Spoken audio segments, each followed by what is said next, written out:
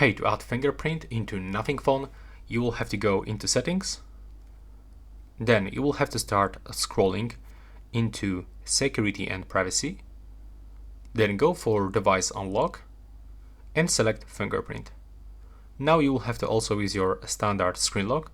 If you don't have one, then you will have to create it right now, and then you can click to setup in the right bottom corner, and it actually depends if you have sensor right here in the power button or in the screen.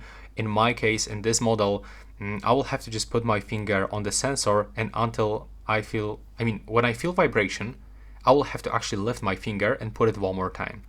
And you will have to scan like your whole finger, the left side, the right side, the top part, the bottom part, the middle part of your fingertip, until you fulfill these circles with the red color.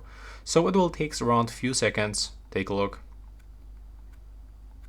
If it is not working, then you can try to do this one more time with the second finger, and now everything is fine and we can actually unlock the phone.